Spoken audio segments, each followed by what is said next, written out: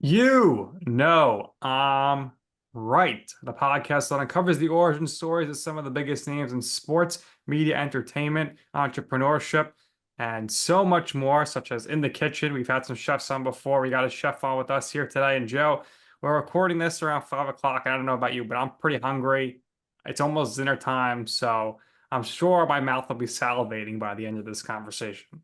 Yeah, I totally agree. What are you having for dinner tonight? We're gonna have some Mexican food. We'll have some get some ground beef defrosted, put that in the pan, get that, have some rice, maybe some beans, salsa, guacamole. That's what I'm having. How about you? That's a whole lot better than what I'm having. I'm basic Italian tonight. We're having chicken cutlets. Shocker, right? Love this. But anyway, yeah, so our guest today, he's a chef, has appeared on TV. He's been a teacher. He has invented his own cuisines. He's somebody that we're very, very happy to have on, and he's a fellow Paisan. And we welcome Chef Jonathan Scinto. Am I pronouncing that right? You got it right, Joseph. How are you, Jonathan? How are you doing I'm today? good, thanks. How about you? We're good. We're good. We're excited to have you on. Excellent. Well, Jonathan, thanks for joining us. You, like us, a New York guy, grew up in St. James, New York, Long Island, and just like me, an Italian with Jewish roots in the background as well. So an Italian Jew, pizza bagel as they call them. So obviously, when you come from an Italian family and a Jewish family, you have to have a love for the kitchen and food from an early age. So when did you start getting involved in the kitchen and cooking with the family? That's a good question. I've been cooking since I was probably about 4 or 5 years old, right at the toddler age. And yeah, I was very blessed to be able to be around some amazing food. My grandmother on my mom's side, who was Jewish, um, we were able to learn how to make latkes and matzo ball soup, and learning all those rustic dishes. And some things I really didn't like either, like the filter fish and stuff like that. Oh, yeah, that's what I always passed on. Pretty nasty stuff, man. It's I wouldn't feed it to my dog, to be honest with you. But then I on my grandmother's side, on my dad's side, my other grandma, she was a Sicilian and Napolitan and Calabrese, a nice interesting mix. Um, so we were able to learn a lot of different rustic Italian dishes. Things like rice lasagna. She came from a poor family, so they didn't have the main ingredients where they were in Italy. So she learned to make lasagna that way, kind of like a reverse rice ball, right? Except it has sauce and layers. And then learn all your classic Italian dishes. So yeah, it's been amazing. I lived in Queens till I was 10, so I was able to learn Asian influences. I was in a melting pot, so I was able to really learn a lot of different ethnic backgrounds, and I kind of became a sponge, right? I never knew I was going to go into food at that young age, but I enjoyed eating it. I'll tell you that. So, Yeah, right. and I don't think that's changed at all. So, but I'm able to now create and have some fun with it as well. Came to the right podcast. Nick is a huge foodie. We'll get into the ethnic cuisine mixing later on. We'll get into Nick's love for food later on. But again, like you said, you didn't realize you wanted to get into food. You graduated New York Institute of Technology, Right, BFA degree in graphic design. Worked as a client sales manager for Post Perfect, right? right. Interesting path. Worked with some pretty well-known people, right? So at that time, where were you looking for your career to go? What was your ideal, profession at that time? I actually was originally recruited for the Disney animated program out of high school. I was gifted at both computer side and drawing. So I was actually going to be a animator. Wanted to work in Disney, and I was going to be sent off there. But I changed ideas, and my dad really wanted me to go to college and take the traditional route. He was a small one in the family, two master's degrees. He taught high school and college, so he thought that would be a better route for me. And I like playing sports and stuff like that. So at that age, 18, you really don't know what you want to do. You're good at this thing. People telling you try this path. You're getting a lot of stuff thrown at you. So when I started working in post production, yeah, I was around a lot of things and around a lot of people in different career paths, right? So I was able, as I got in my 20s, to say, okay, this might be a path I'd like to go to.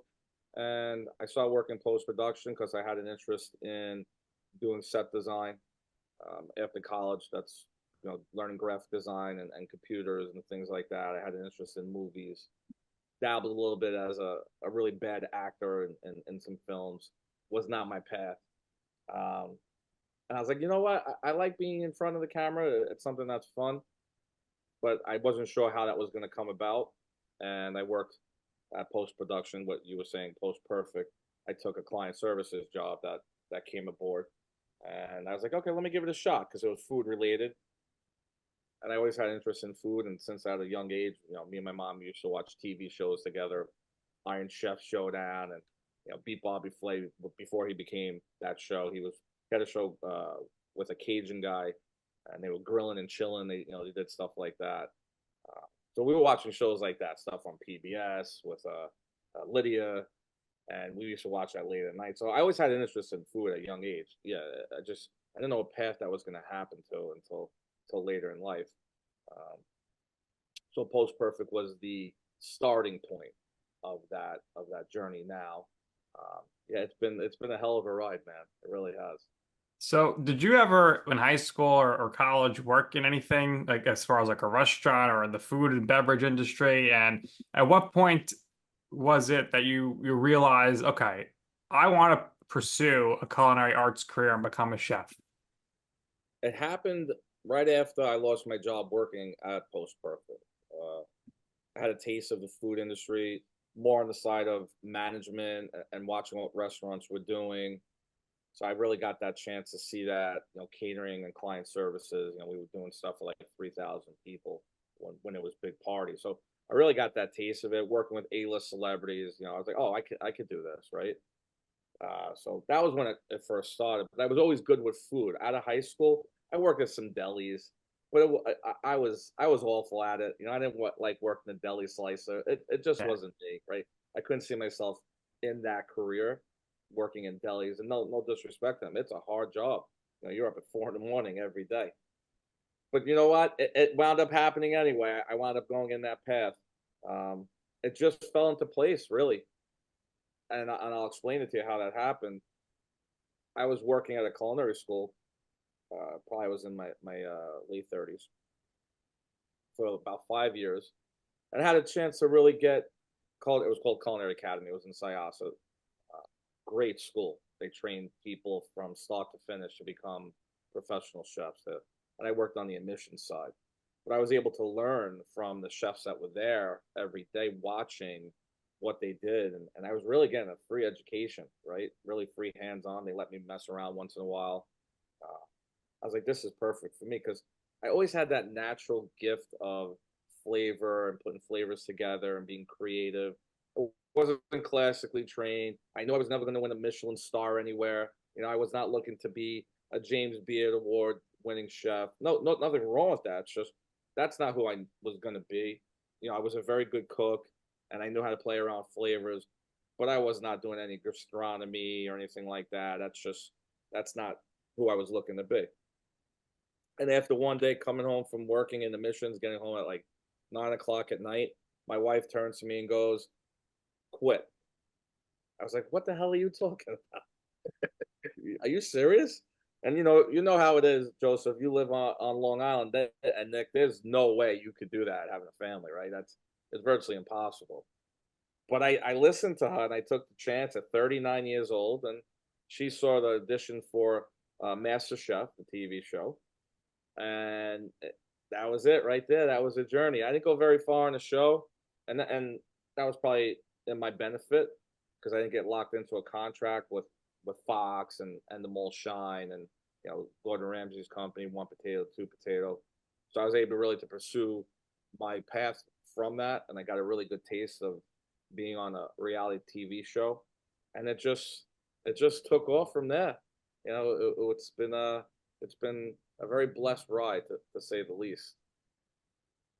So Nick is the married man between the two of us. So your wife always tends to know best. It's a good thing you listen to her. Sometimes I So listen to her.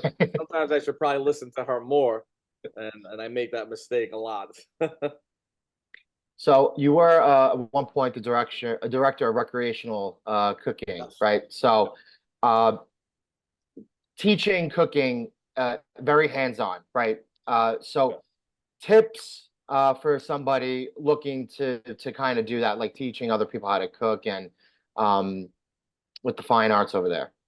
Yeah, you got to not take food so seriously, right? Right. This is not where we're trying to save someone's life. You got to have fun with it. Food is about experimenting and enjoying it and being willing to step outside your comfort zone. That's very, very important, right? Play with ingredients. Try something that you've never eaten before. One thing I used to pick on my mom, and I loved her to death. I wish she was still here, but she always used to say, "I'm not going to eat that," and I used to say to her, how do you know what it tastes like if you're not gonna try it, right? What is the worst thing that could happen? You spit it out, right? Right. And that's what you have to do with food. Like, so my kids say I'm not gonna eat that, and I force them. I'm like, just try it once. If you don't like it, that's fine. But at least you have that experience. So when you ask that question, you got to get out of your comfort zone. That's the most important thing with food. And so many people are just so religious as far as eating the same thing over and over and Mm. over again, right? And they're like, I'm bored of food. But that's why, because you're not trying different things. And you got to move that direction. And then learn some basic techniques. Learn how to hold the knife the right way. Get a good knife. Quality knives are very, very important. One, for safety, and two, you're going to cut your food the right way. You're going to be able to have the cuts where it helps you cook the food quicker and more efficient. You won't have cold spots on certain things that you're cooking. And make sure you get yourself good pans. Stay away from non-stick pans. They're no good. There's chemicals all over them. There's very few pan companies out there that make non-stick that is safe for you. I use stainless steel and I use cast iron. That's all I will use. Cast iron is meant for certain ways of searing certain things and cooking certain comfort food styles. You won't use cast iron all the time, and it's easy to clean. It's a myth. People, it becomes eventually non-stick itself because you're constantly using it, right? And you're oiling it up, and you don't want to strip all those good oils out of it. Cast iron is one thing, and then stainless steel. Get yourself a good stainless steel pot and pan set. They're not that expensive. You can go to Home Goods and buy like Viking pans for like half the price, and they're meant for that. 3-ply, which is great stainless steel. So invest in good tools and just have fun with food, really. Yeah, my household we have stainless steel, so I'm with you on that. Joe, you remember when we were kids around here, where like the knife guy would come around, sharpen Yeah, the I remember that. Yeah, absolutely. knife. I used to get so excited for that as a kid, even though I had nothing to do with it, me, but Right. the days. I used to have that too when I was living in North Belmore. The guy used to bring his knife truck down the road. Yep. It's funny. Yeah, I was gonna say I also used to be a very, very picky eater. So the story that you told, as you get older, you kind of grow out of those habits, right? So I also think it's important just to try stuff. You really never know, right? Some things you'll just never acquire a taste for, but for the most part, my palate expanded uh from the point that I was a kid. So all that stuff is really, really good to know. Very, very, very useful. Let's talk about another useful part of your background. Being an early business owner, right? Owning home cooking cafe. The restaurant industry is an incredibly difficult industry to be in. There are a lot of businesses that get off the ground, but are not sustainable, right? So, from your experience, what was it like running the business at the time? And what kind of advice would you give somebody in a similar position, somebody who's kind of just starting their own business, whether it's a small cafe, whether it's a luncheon, like a luncheonette, a place, or a diner, or a bigger major restaurant? Most importantly is know your niche. That's key. There's a lot of restaurants out there that are good, but they wind up putting themselves in the wrong location, right? You don't want to be next to a restaurant that's similar to yours, unless you have the major dollars like the chains, or like a Burger King or a McDonald's, right? They don't run off of just one restaurant; they run off of many. That's how they're able to maybe help a restaurant that's down. So know your niche first. That's so important when you're going in there, right? Try to be a little different and try to keep your menu simple. That's very important. You don't want to diners. They have these huge menus, right? I see so many restaurants. They try to copy and try to have so many menu items on their menu, and that's money. You're stocking your walk-in refrigerator, right, with all those items. If you're not selling it, after the week, you're throwing that stuff out, so your profit is gone. It's all lost. So you got to know your profit and loss. That's key also when you're going in there. And get some training. Work at a restaurant for a year. Get that management skills. Opening up a restaurant blind with no experience, 99% of the time, it's a failure. No matter what kind of restaurant it is. It's just the reality of the industry. It takes 6 months just to see if you're gonna get by in that industry. It's the lines of making money, it's so thin, the margins. It's so thin, extremely thin. So those are important things. There's a lot of great people that can cook out there, right? Try to discover new talent. Hire someone out of college, give them a chance. Don't be so stuck on hiring this number one chef from a restaurant. Yeah, they're gonna want big pay, big salaries, but you might find someone that's hungry and bring them on board, and they might change your restaurant forever. That's important. We did that when we had the cafe. We hired a bunch of students graduating right out of Johnson Wales, and it was the best thing I could have ever done because one, it injected also energy into me. Right, I'm with the new blood. It's exciting. Right, I'm following their new techniques. They're even teaching me. I'm learning from them. Which is important. You got to kick your ego to the curb in the restaurant industry. There's a lot of chefs out there. The egos are through the roof, right? You got to kick that stuff to the curb. It's a different industry. People don't want to be talked down to. The mental health issue is very important. So you got to make sure that you treat your staff well. You want to keep them injected, energized, give them incentives, right? The food costs have gone through the roof. Everybody's talking about tipping. There's so many things going on in the industry. It's all over the place. So you want to try to simplify that for your restaurant. Try to keep it as condensed and easy as possible for you to maintain. Because look, the hours are not going to go anywhere. You're going to be there 7 days a week. You're going to be there lunch and dinner. If you're a breakfast place, you could be breakfast and lunch, or there maybe 3 meals that you're serving a day. So you got to know how to balance your life also, right? It's not a very family-oriented business as far as if you're a person that has a husband or a wife and kids. It's tough. You got to know how to balance that life, right? And that's why so many mental health issues happen as well. And people relate to drugs and alcohol. It exists. It's not a thing that we're happy with in the industry, but that's why the way you treat your employees is very important. Know what's going on in their life. Don't be afraid to talk to them. Sometimes people just don't know how to ask for help. That's another thing that's important too. So there's a lot of factors that go into a cafe. When we had ours, I thought about all that. I don't know if it was something that was just me personally, but I worked for Auntie Anne's Pretzels for about a year in the city as a general manager. And I used that knowledge from how they run franchises, how they were so successful. Because look, their product, honestly, it's nothing special. It comes in a giant bag and we're throwing it into a mixer. That's it. It's all pre-made for you. They're just mixing it with water. It's nothing special. Anyone can make the pretzel, right? It's literally 4 ingredients. I'm not going to say what they are because I did sign years ago a contract. I don't need any lawsuits in my life, but it's definitely ingredients that you would know and recognize, right? So, get that experience. That's so key. Don't make a mistake and open up a restaurant blindly thinking, oh, it's so easy. I watch it on TV all the time. It's not like that. Remember, it's television. It's entertainment. Restaurants are the reverse. You're going to be able to cook, and then you can entertain afterwards, right? You have that showmanship and give people a reason to come back. That's another thing.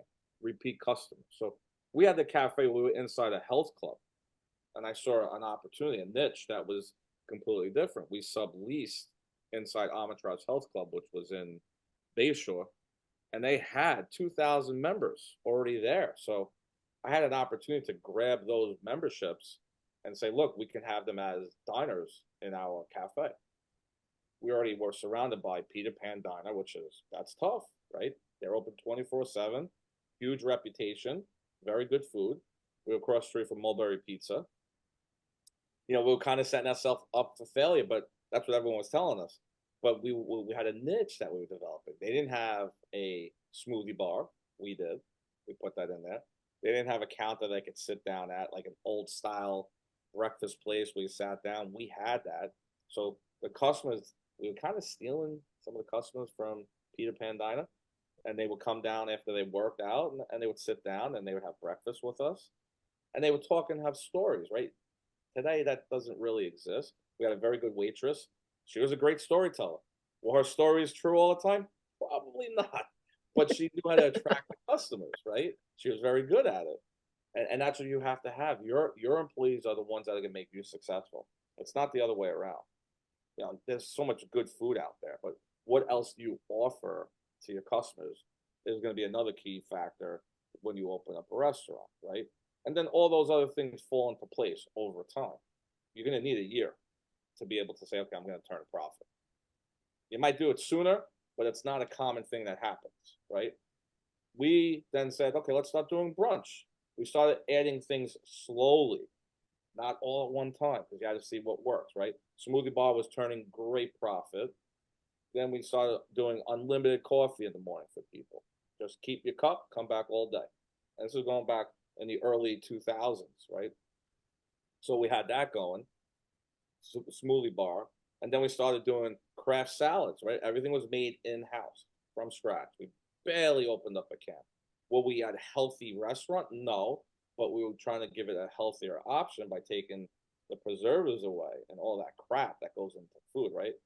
Because we were in a health club, so we were thinking about that. But we were not going to be a healthy eats type of thing. It wasn't who we are. But the patrons that were in the club knew, okay, we're eating healthier. And they would eat, they would eat like a bison burger, and then they'd go work out on the treadmill, right? Then they come back after they burn all those calories now, and they would have a real fruit smoothie. Then they come back later for dinner, and we were serving like salmon and things like that were healthy for them. We were putting on the flat top grill, but we were also a very well known breakfast place. We did 500 breakfasts a day. We were surrounded by Cadillac dealerships and Atlantic Auto Mall. We were down the street from doctors' offices, so we targeted them. We went and said, look, we'll give your office a free week's worth of breakfast. Just order from us. And we were kind of like, bringing them in, and it worked. You got to go out there. You got to walk outside, knock on doors. If you're in the city, you could do it. There's so many opportunity where you are. Local towns, do it. Go to the local chamber of commerce. Set it up with a school. Like, there's so many restaurants I see that they're lazy. They expect it's going to happen to them, the business. It doesn't. They think throwing up a picture on social media is going to make them go viral. You might get lucky. But if that's how you're going to really run your business, you're definitely setting yourself up for a disaster. So right now, I think a lot of people in the past 2 years have kind of been turned off by going out to eat. I mean, obviously, prices are going up, portion sizes are going down. But to me, I think the biggest issue is the fact that a lot of these restaurants now, I want to say more than half of them, they are charging the customer extra money to use a credit card. To me, that is a big turnoff. Just curious to hear, as someone who owned an eatery and someone who still is a chef and someone who dines out sometimes as well, as a consumer and as a former business owner in that space, your thoughts on restaurants charging extra for credit cards? Well, I think that they shouldn't just initially say, "Here you go, you have to pay that." But it's a double-edged sword, right? You got to think about this. The price of goods have gone up drastically, and now these credit card companies are charging also drastically extra, right? So that is taking money away from the restaurant that they normally could have said, "Look, we might lower menu prices," but they can't because they're being charged extra increases in credit card fees, and that's something tough to deal with. It's kind of an up and down thing, right? It's your opinion versus someone else's opinion. It doesn't always work. I disagree with people thinking that it's wrong on the restaurant to do that. They can include it maybe in the price of their menu. You might not see it, and that could be something that they could do. Instead of them charging $15 a plate, it could have been 15, 25. Some restaurants, they don't know how to do that. So maybe that's something that can change. But unfortunately, Nick, it's not going anywhere because the credit card companies make so much money, like the DoorDashers of the world, and the restaurants can't absorb these fees anymore. Unless you want the menu prices to go through the roof even more, they're going to have to let the patrons pay for it. And remember, you're using a credit card. That is a service for you. not for the restaurant. Restaurants would sit there and take cash all day if they could, and they wouldn't have to worry about the fee. So you can make that switch and say, if I don't like the credit card fees, pay cash. They won't charge you the fee then for that.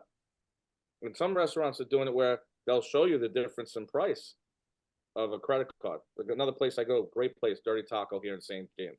That's actually in Smithtown. It's an old green turtle, right? They'll have two separate menus. They'll show you the cash price and they'll show you the credit card price. So you have a choice. Do all restaurants do that? No. But you also have a choice if you know that restaurant's charging the fee and you don't like it, it's not the restaurant's fault. Yours. You could pay cash.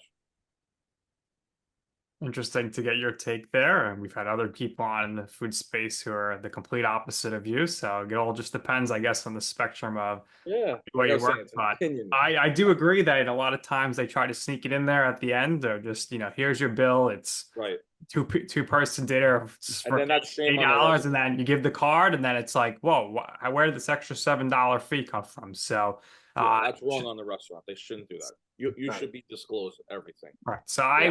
when it is disclosed to me, I do pay cash.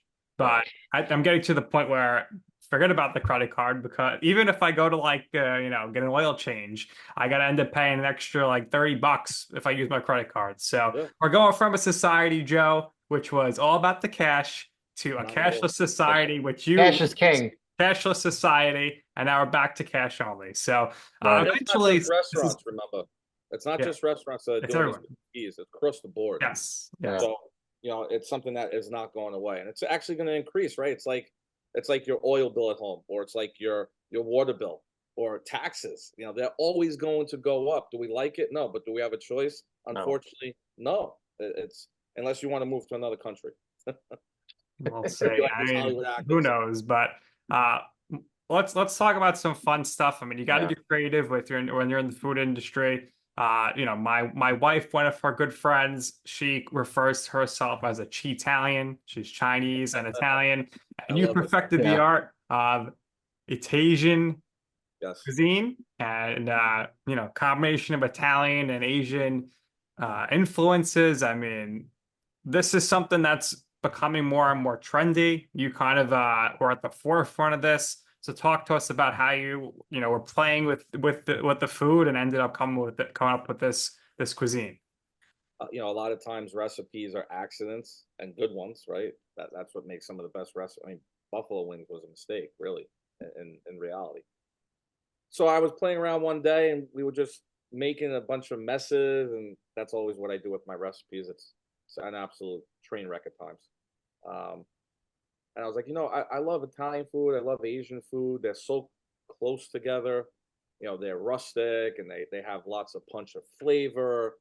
And Asian food, they have great herbs and spices. And Ices. Yep. yeah, and then Italian food, they have these beautiful sauces, and we use these fresh fishes and stuff like that. I was like, let me start playing with it. I started throwing a little bit of cumin in something, with a little bit of garlic, making paste, just mixing things around, just getting a feel of it.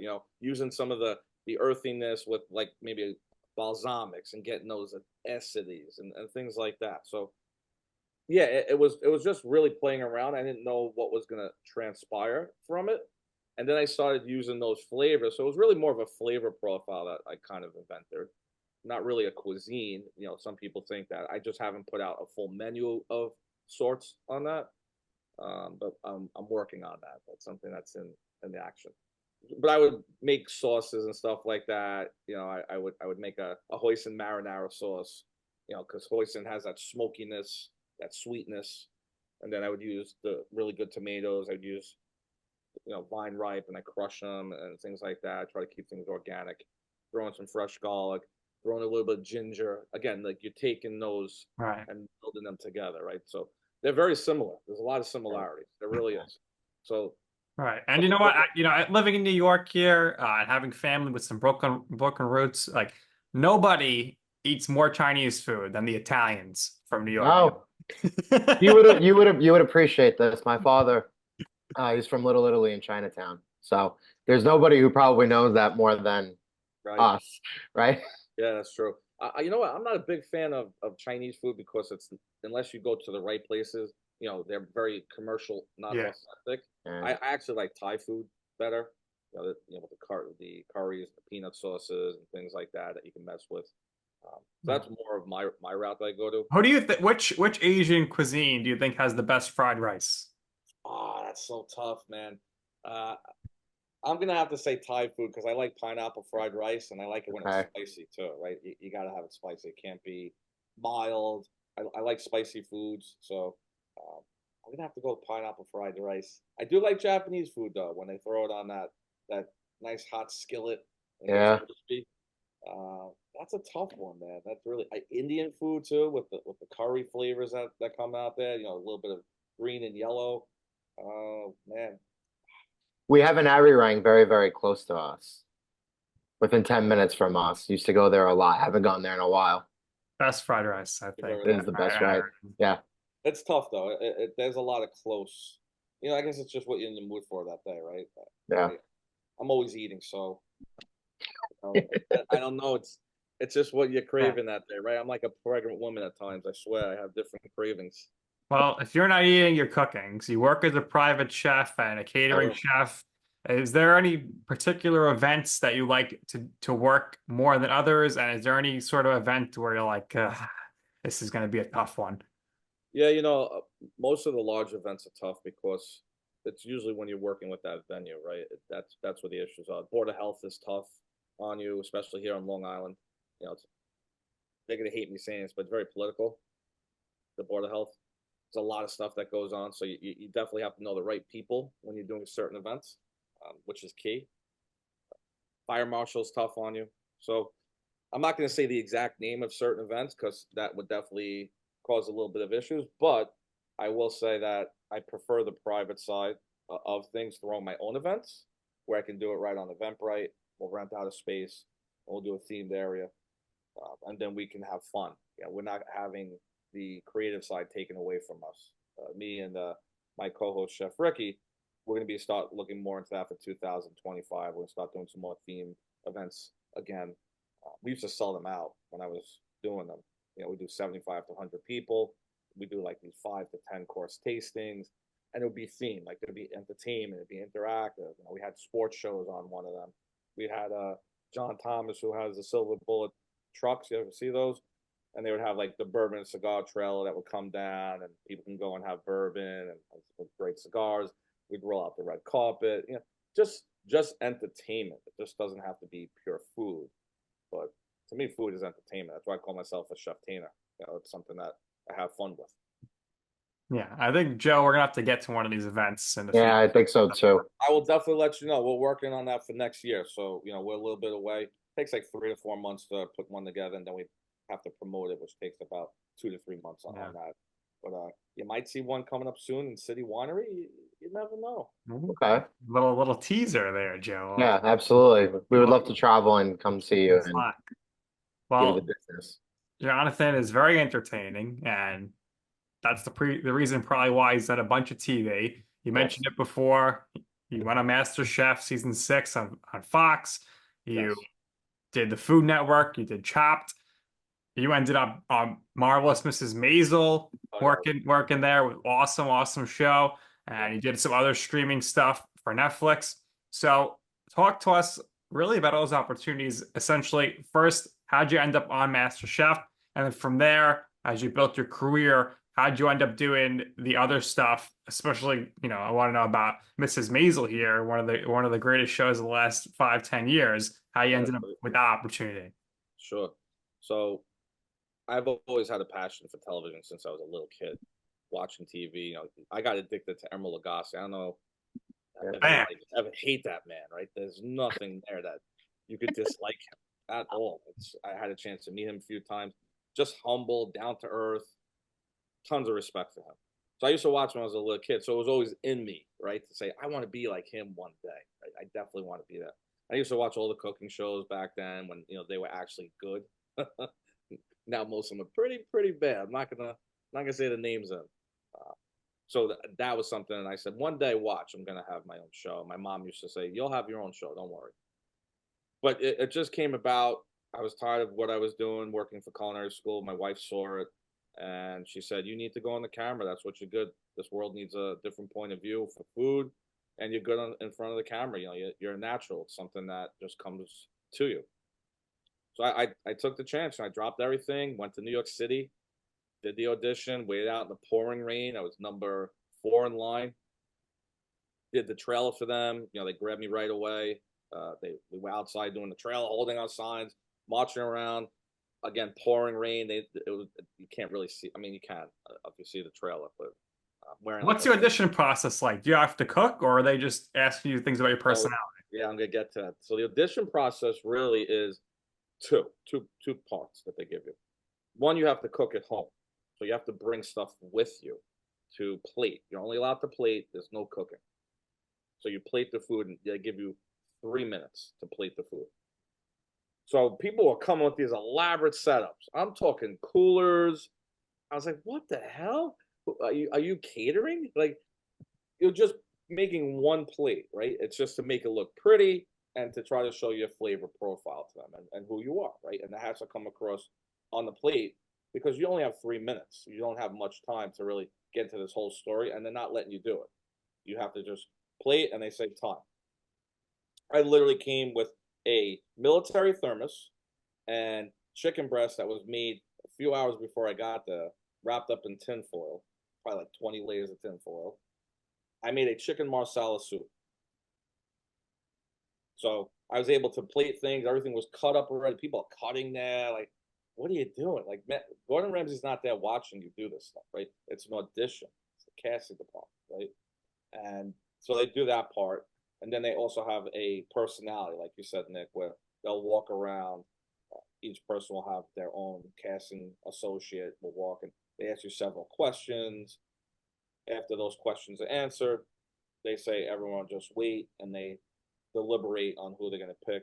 I think there was 20 people in my room. We were in the DoubleTree Hotel in one of like the ballrooms that they had. They had tables all set up. And then they call out numbers. They say, we're going to call out 7 people. Those numbers will move on to the next round.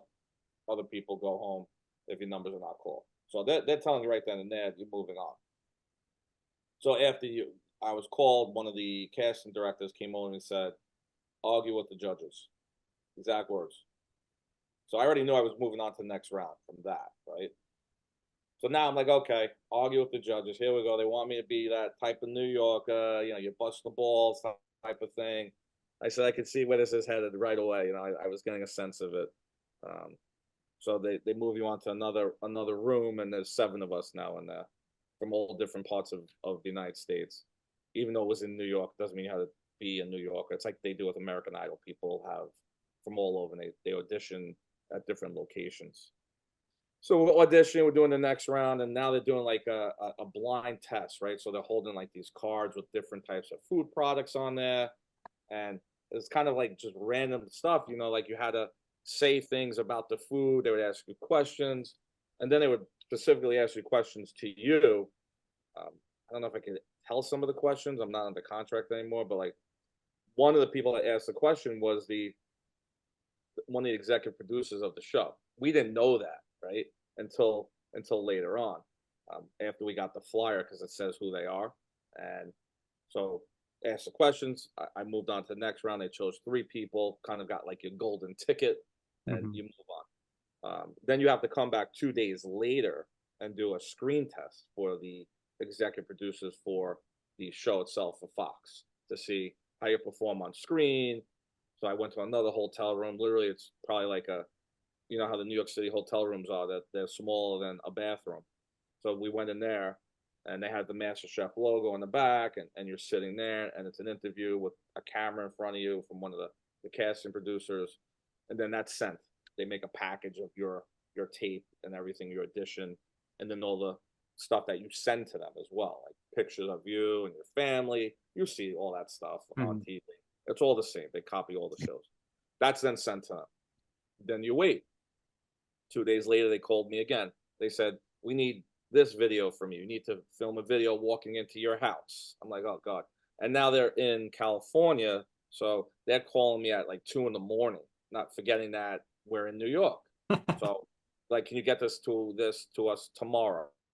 I'm like, it already is tomorrow. It's 2 a.m. here. You mean the next day, right? So, they didn't care. They were persistent. Yeah, sure, no problem. We'll get it to you. I have all that stuff. Then you had to do an audition tape and send that to them. So it's a lengthy process before you even getting close. Fast forward, you got to do a psychological test. You got to do an analysis with them. You fill out like this whole test. You go to another location in the city. Then there's another screen test that you do right before they say we're going to pick you. And then they say, if we like you after all this, we're going to send you down to California to do the audition for the top 100 now, right? So literally the audition process is probably 4.5 to 5 months before you actually physically go and get there. Then you get there, and now you're flown down, and now you have to audition again with the other 100 people they chose from all the other auditions. But then you can sense who's going to be on the show right then and there, Nick and Joe. You could see it, you could feel it. People are dropping out already. They're crying, they're homesick. Not an exaggeration. A couple people one person was arrested, one person got sick, another person got hurt. It was like just all this drama before anyone even filmed anything, right? Which they love, because it makes their process easier. They know if these people can't make it the first day or two, how are they going to make it, 3-4 weeks at a time, filming 15 hours a day in the hot Southern California sun. It's tough. So after, in a nutshell, they pick, and there was a twist on that season, which no one knew. Usually they'll take 30, but instead they took 20 on each side of it, and they split us up into groups, and they put us in different hotels. So when they filmed, we had the people that were in the courtyard with Gordon and Graham Elliott and Christina. They thought they were the 20 chefs that were going to be competing on the show. We came out from the side door, and they were like, "Holy crap, we're going against them!" So it was another battle that they had on the show. Yeah, I got screwed. I'm not gonna lie. I'm not a sore loser. But the only reason I say that, because the production people came over to me and said, you got effed. You got screwed. I'm like, oh, great, thanks. After I was just competing and I knew I got screwed, you're gonna like dig the dagger into me? Like, what the hell? What's the point of that crap, right? But I knew it. They chose this guy from Chicago. It was new school versus old school. I did a veal marsala dish. He did a veal dish with like his grandma's sauce that she puts some type of fruit in it. It's freaking strange. And him and wearing his skinny jeans. He was this volleyball model. Here I am, this short, little, stubby Italian Jewish guy from New York, who had a big mouth, and was giving it to Christina, which they wanted, right? They wanted. Yeah. I mean, listen, if you Google MasterChef season 6, the top result that comes up is a Reddit thread from 8 years ago. I know Joe's a big Reddit guy. I'm not, but it says, "Just finished watching season 6. This show has become such rigged garbage. The judges favor making money over the actual competition. Not watching it again. F. Gordon and his cronies for picking a sob story over ridiculously talented and hardworking chefs." That's the top result for that season. Right. There was some people on that show that should have definitely been picked. I will tell you, because I don't have a contract anymore, so I could tell you exactly what happened. I knew who was going to win that season right away. I have a notebook that I wrote everything about the show, because you really can't do anything when you're there. Right. All the electronics are taken away from you. All you have is a television that you're watching, that you only get like 8 channels in the hotel. Right. So, you have to do something. Everyone was reading. I started to write a bunch of stuff, and I picked the winner, who was going to win the show, only because she fit, in my opinion, at that time. It was current events that was happening, and I'm not going to say her name, but everyone knows who she is. And she was a single mom, and she fit, what they were looking for. There was a lot of stuff happening in the world. A single mom, Latin American, it just, a lot of it fit into the way they make their show. One guy has won that show out of all the seasons before I was on there. Now there's been others, but it was only been one man. It was Luca. Yeah. That was Luca it. had an epic comeback. He was on the verge of elimination. He had to make lobster tails on a barbecue on a rooftop, and he ended up, overcoming the odds. But You know, He was the only one. I, But I think I creative, think after that, really, maybe even that season, it's I don't know if it'll you were there, but I don't know if it ultimately comes down to the cooking. I think it's just they got to paint the narrative because we've had like comedians on this show, and we're always like, why don't you try out for like America's Got Talent? And they're like, I have, but they tell me I don't have a big background story, so we're not going to put you on the show. So it's a TV competition show, but it's TV first before competition. It's all for storylines. well, here's the thing, and I'll give you a little bit of what I know is knowledge because I have dealt with these now for a long time, right? I've turned down a bunch of opportunities beyond Hell's Kitchen. It comes down to how you want to set yourself up after you're on these shows, right?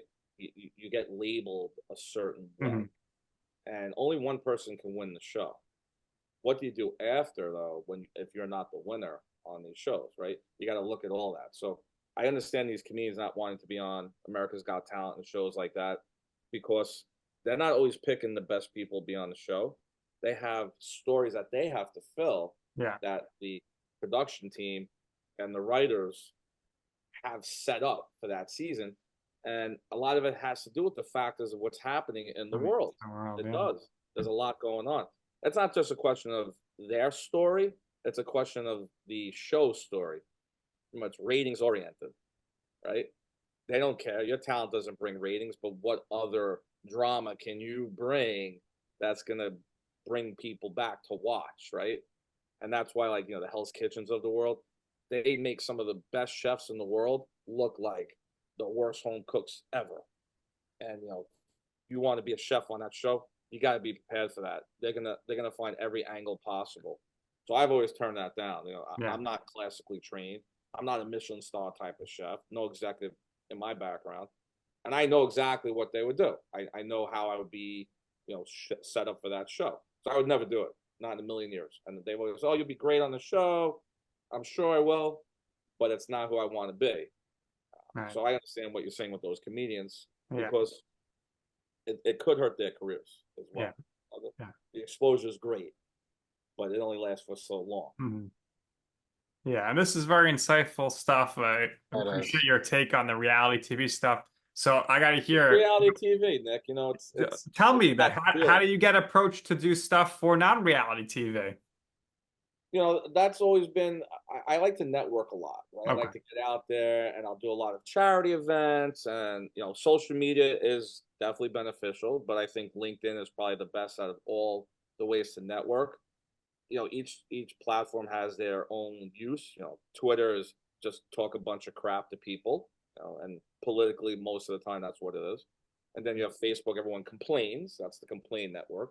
Then you have Instagram where it's picture oriented, video oriented. And then TikTok is, all these quick videos because attention spans are literally this big because they're more geared for the 8 to 13-year-old demographic. So, you got to know your platforms. That's why LinkedIn is great. And I'll meet people, I'll do events. And sometimes I'll even post my stuff on acting websites. Well, I'll look for the different castings, like through Project Casting. There's one. I'm trying to think of the other one that I get. Like Central Casting is another one. That's like you really want to go to the next step. There's a bunch of websites that are just meant for background actors, so you can do that. So I would put my profile on there, my information. You send some pictures, and you just wait. It's just a waiting game. There's a lot of people that want to be actors in the world, and I just wanted to do it because I want to learn more behind the scenes because I want to build my own production company. I'm a hands-on person. So, learning and watching and observing, that's what I was really doing. I guess I fit their look for the time of what they were looking for. So that was very important. They made me shave my head once again. I did this recently it was time for a change after 10 years of spikes and wax in your hair and waking up with it on your pillow. It's not anymore, right? So there's a couple factors. There's a little luck in there, networking, and taking a chance. Really is what those are. Going some auditions. Those are tough. You got to know your lines, and you got to be able to do self reads and send those videotapes in. And you probably aren't going to get called, but you can't let that stop you. If you're passionate about that, just keep going, because eventually, you might hit something, you might target something. But do background work. That's how you get discovered on certain things. Meet the directors. They're there. They're there filming. I was an opportunity to be able to do some pretty cool shows. I met Robert De Niro. I met Martin Scorsese. I was in a couple of scenes with them in The Irishman, but I got cut out of it. Of course, I was playing in a restaurant scene, and me and him interacted. And it was cool. Even if you don't make that stuff, it's a learning curve that you're doing. I wasn't looking to become an actor; it's just something I did on the side to learn things. So, if people want to get into that profession, you definitely have to take your punches to the face, right? You have to. It's such a cutthroat competitive industry. It's brutal. I'm sure you've had some actor and actresses on the show. Indeed, we have. Yeah, and it's you got to have a thick skin, man. The entertainment world, they don't give a shit about you. They do not. You got to have thick skin. As an Italians, it's good because we know how to take punches to the face. And Yeah. you talk about the production stuff, so we want to talk about your other foray into TV and streaming, developing and producing Family Kitchen Revival. The premise is very similar to the name of the show. So what inspired that idea from you? And have you been approached from that point on by any network or streaming service to kind of develop a show, similar to the premise of that? Yes. So Family Kitchen Revival, I'll give that quick sum up. I was developing another show prior to that I had an NDA with. I can't say the name of the production company, but it was going to be for the Food Network. Mm. And we had a couple of ups and downs after 6 months. It's just the nature of the beast. So I started developing another show, which was Family Kitchen Revival. It took I'd say about 2 years to develop the concept and to put it down on paper and make sure that we can get this filmed. And then you have to get the budget.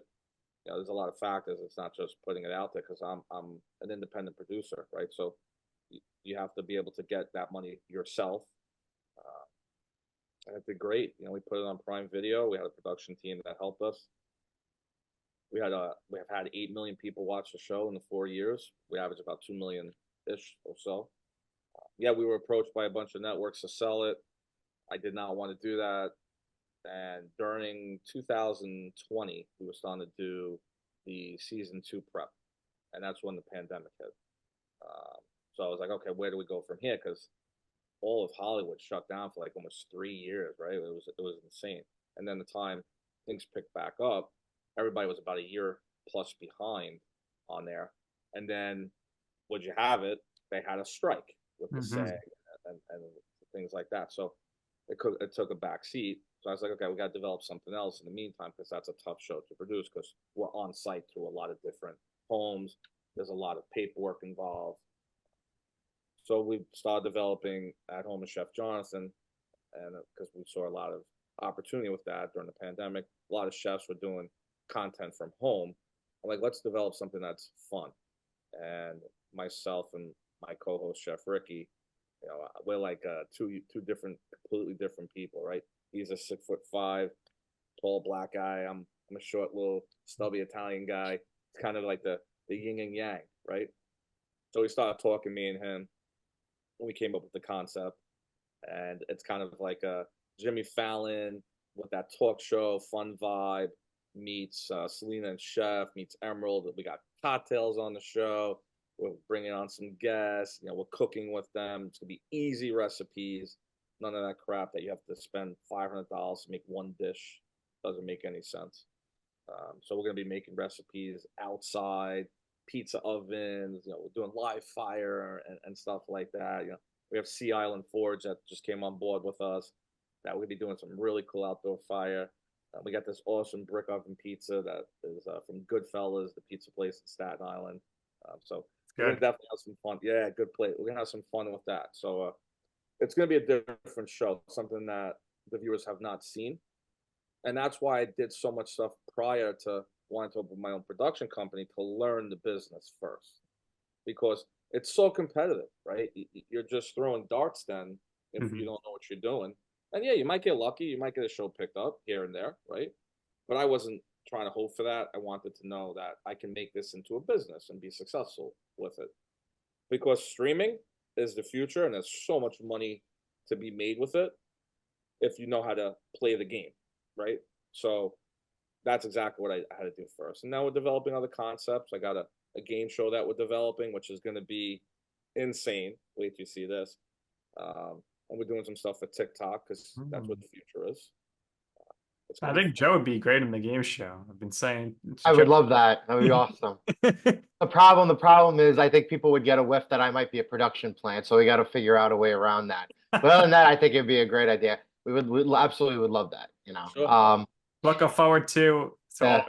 all this for sure. Yeah, that will come out the end of the year. At Home with Chef Jonathan, we'll have that launched out. It'll be on Prime Video. We're working on season 2, Family Kitchen Revival.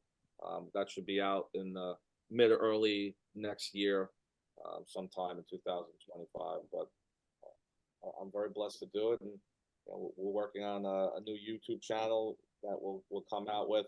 Me and Ricky are working on a show called "Would You Try That?" Something. I can't say the curse word for it, but it's we try that shit. So it's pretty much in that realm of that. I don't want to give out the exact title of the show, but it's more like product reviews and stuff like that we'll be doing. It's gonna be fun. Should be fun. Should be fun. You mentioned Emerald. Who other famous chefs who have influenced you the most? Obviously, Gordon Ramsay. I used to watch Iron Chef, the Japanese version, a lot. So I used to watch like Morimoto.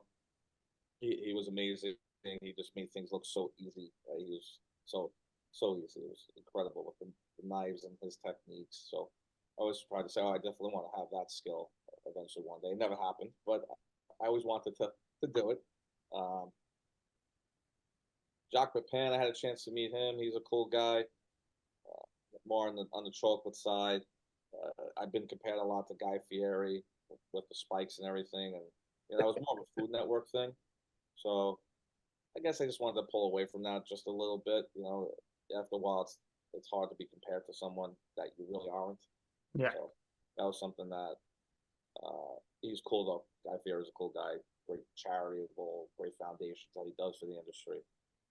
But really, Gordon Ramsay and the one that I was a little kid I used to watch a lot of was Julia Child on PBS. I'll take the chicken. She used to do all that crap. So that was fun. Not really many chefs, really. Like I've always just wanted to be me. It's cool to meet these people, and I've met them all, from GZ and Scott Conan, and they're all great. They're all great chefs, and they all bring a lot of stuff to the table of the industry. And I probably wouldn't be here today if it wasn't for them on television and stuff like that.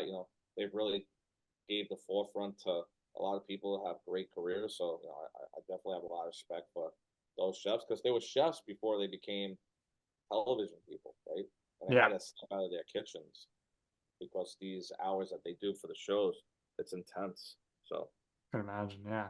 Well, Chef, are you ready to turn up the heat with us here? Sure, let's do it. All right, so it's time for some rapid fire questions here. So not much thinking involved. Go ahead, you'll give us the answers quickly. What is your personal favorite dish to cook? Chicken marsala. What is your favorite original creation?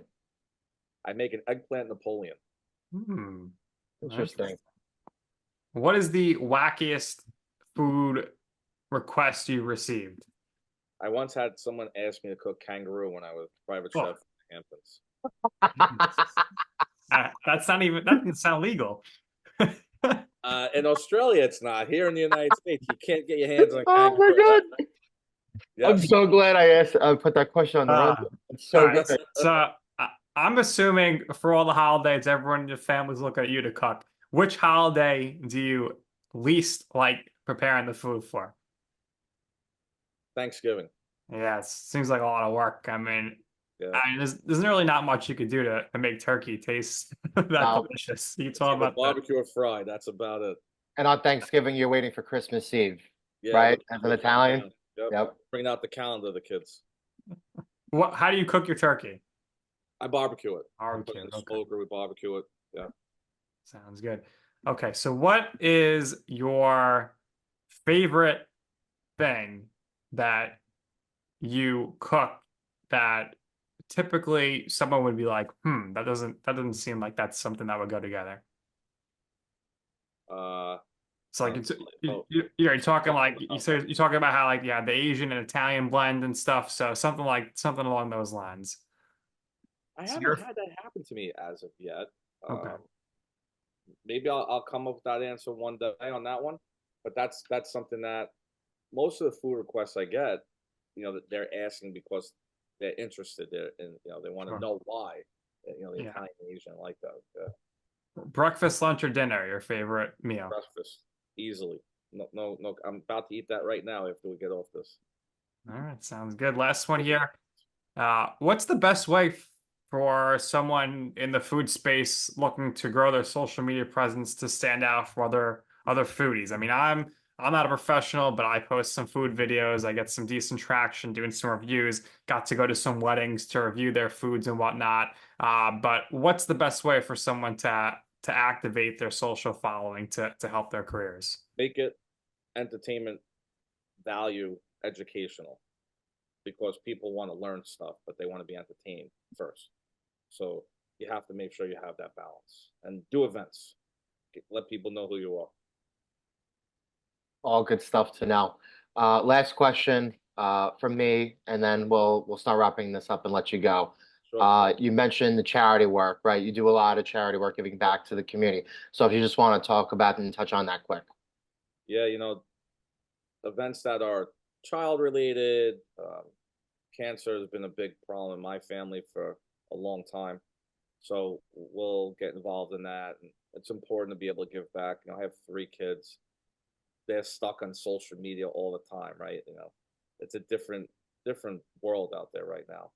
What I want them to see, you have to be able to give back to your community. We're nothing if the community falls under. We have to give back. There's so many people that have so much promise and opportunities are not there. So you have to make sure you try to support people, show them that there is still hope and inspiration. And my kids have kind of picked that up. So that's important to me. Develop the next generation. Very nice. So, in your life or your career, what would you say is your I'm right moment? What we mean by that, it's a time or place where you wanted to pursue something. You asked somebody for advice. They said to you, Jonathan, that's a bad idea. I don't think you should go down that path. And you were like, you know what? I'm going to go down that path anyway. And in the end, you will see why it is that I'm right about this. I'm glad you asked that question because we were just talking about this, me and my wife, the other day. It's pretty ironic. My father's very old school. He believes that this is going back a while ago, that you have to have your standard type of career, teacher, lawyer, doctor. Hmm. What I was going into, he said you can't be drawing as a career, right? So that's why I didn't really go in that path. It's not, and at 18, you don't have the option really. You have no money. Where are you going to go, right? So as I got into my career, it was kind of like I told you so moment when I became successful, and he started seeing people come up to him and saying, "Oh, we saw your son on TV. Oh, we saw him at this event," and he was like, "Really? He did this in the food world?" He was very surprised. So it was definitely a I told you so moment to my dad, who it felt good. It felt good because he always was like, you're not right. I'm your dad. We know best type of thing, right? Old school Italian mindset, Joseph. That's some thick-headed. It's hard to break that. There are Gabador's heads. We know. Yeah, it's hard to break that nut. So, it felt good. It really did. It might sound selfish, but it felt good. Well, you've had an incredibly successful career. This is probably one of the most insightful episodes we've ever had. Combination of, your actual cooking, the business side of things, the TV side of things. Nick and I had a lot of fun. We wish you the best of luck moving forward. And now that we know you're working on a couple of different projects, We would love to come out to one of your events very, very, very soon and hang Absolutely. out with you in person. We had a really, really a blast doing this. We appreciate your time. And if there's anything else you would like to share or promote, because we always give our guests the last words, by all means, where can we find you on your social media channels and all that? And like I said, we thank you for your time. No Appreciate problem. It's real easy to find me. Instagram, Chef Jonathan S, like Sam. And then I have a bunch of links that you can click on that will take you to my website and TV stuff, books. I wrote a book. It's on Amazon. It's called Lessons in Branding, how to brand yourself, for beginners. So if you want to look that up, that's fun. It'll give you some insightful knowledge from how I started from the bottom and now what I've learned today. And I'm writing a cookbook as well, so that should be interesting. So I don't sleep anymore. it. Great. All right. Well, this has been great. We'll look out for the upcoming cookbook as well, and all the TV shows. Wish you the best of luck with everything moving forward. And that's going to do it here for this episode of You Know I'm Right. For our very special guest, Chef Jonathan, my co-host Joe, I'm Nick, and this has been You Know I'm Right.